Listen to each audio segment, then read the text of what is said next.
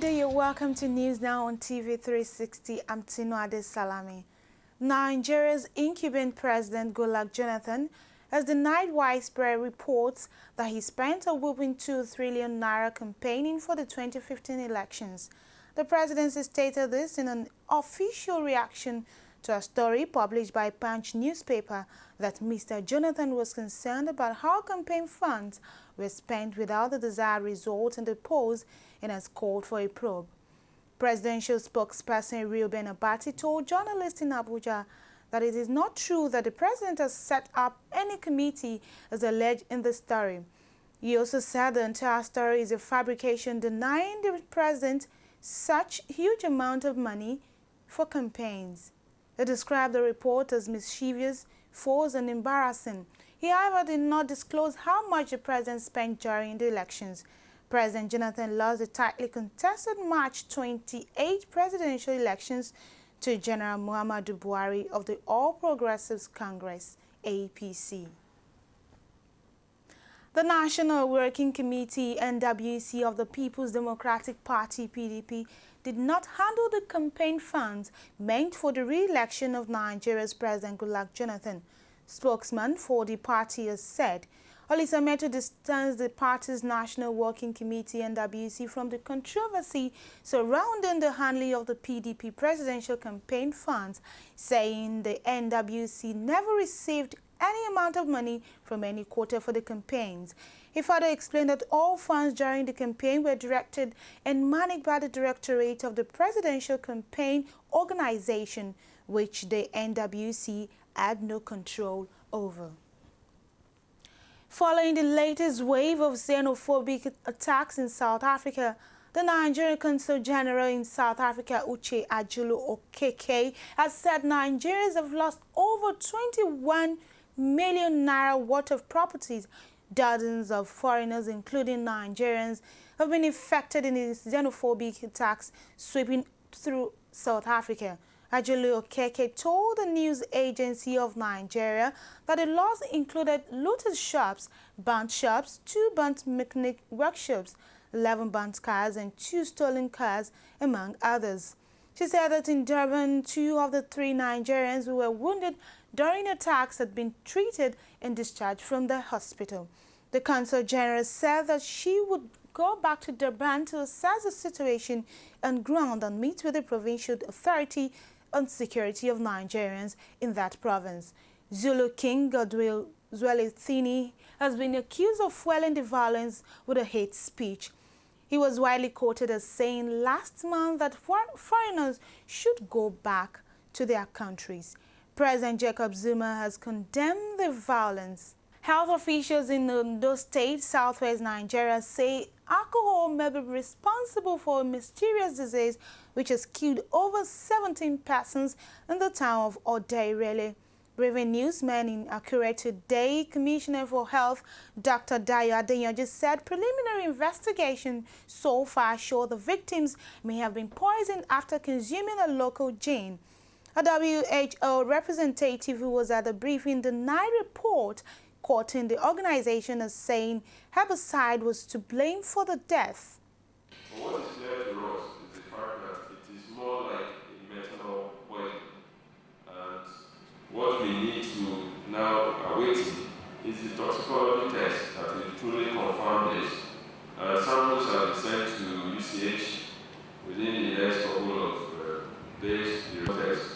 So for us today, we'd like to clearly say that the issue of either pesticide or any other cause should be dispelled, and that what is clear to us is that there seems to be a kind of poison which might be mixed with the alcohol they are taking, and we want all our people to note that, and we will begin our sensitization along that line, and we will begin to further investigate to find out how all of these things are tied up. The use of herbicide or pesticide is not reported in any of those patients that we have their database. So the issue of pesticide is not there at all.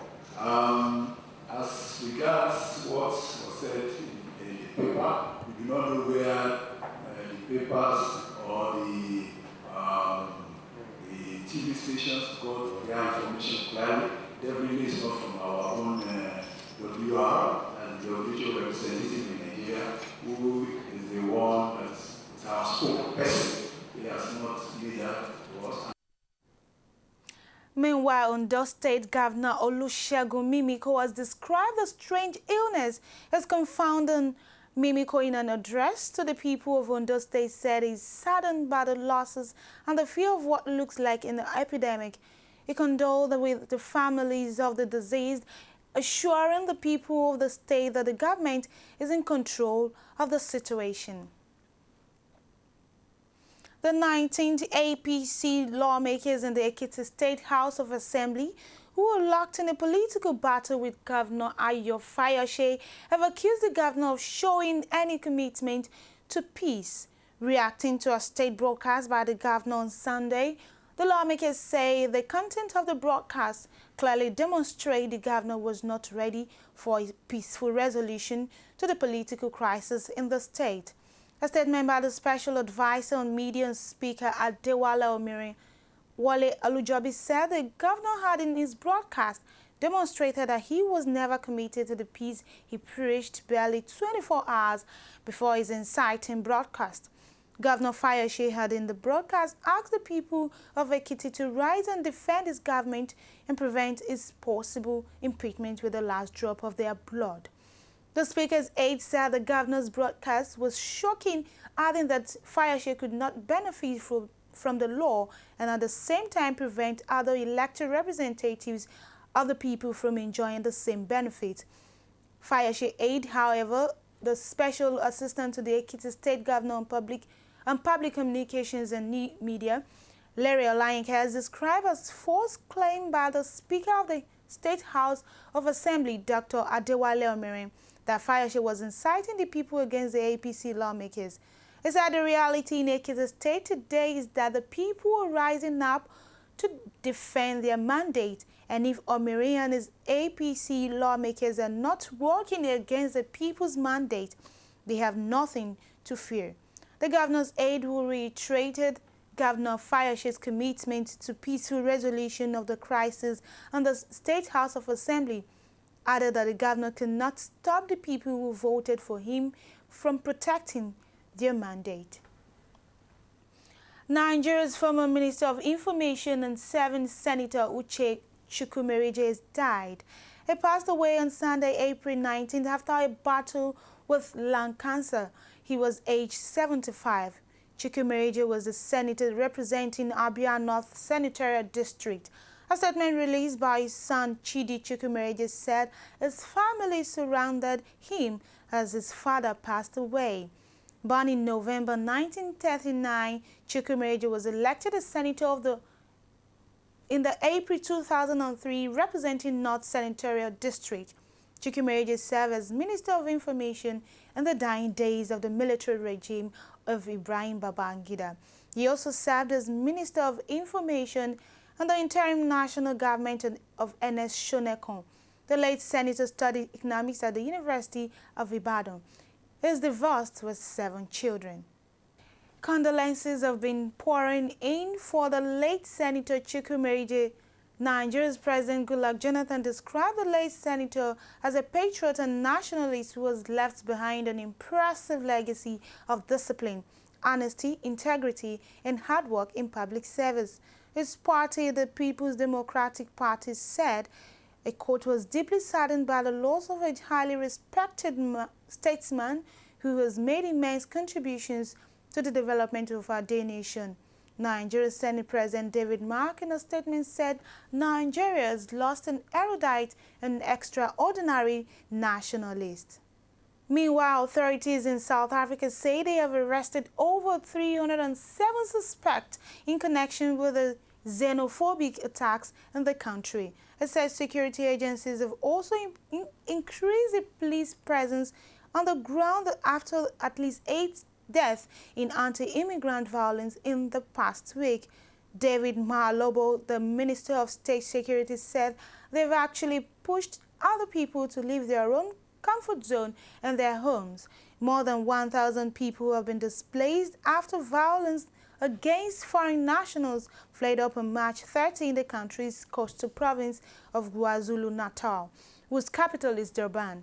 Zimbabweans, Somalis, Nigerians, and Mozambicans are the most affected.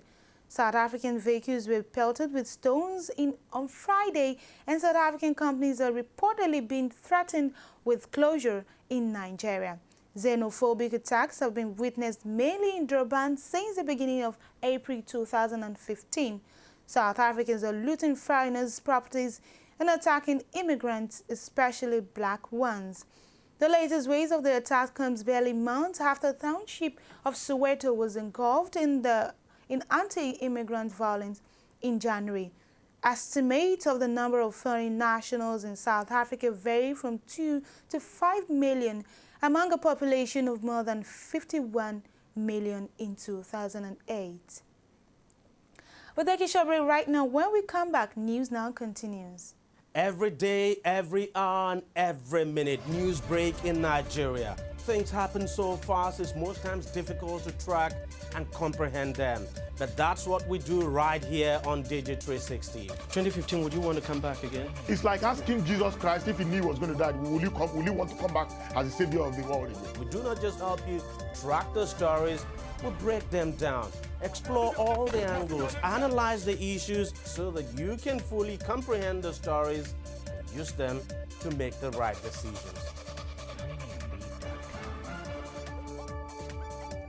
Welcome back. Oil prices fell towards $62 a barrel on Monday on a strong dollar, and as Saudi Arabian Oil Minister Ali Al-Naimi said production would stay around 10 million barrels per day in April.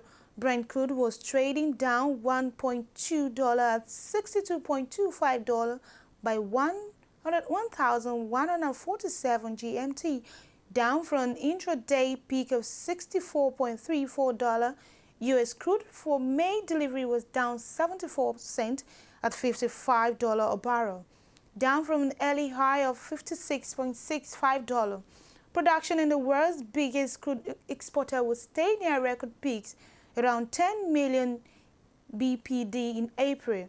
Saudi Arabia Oil Minister Ali Al-Naimi told Reuters on Monday in Seoul, where he is due to attend a U.S. oil drilling rig, fell for a record 19 straight week to the lowest since 2010.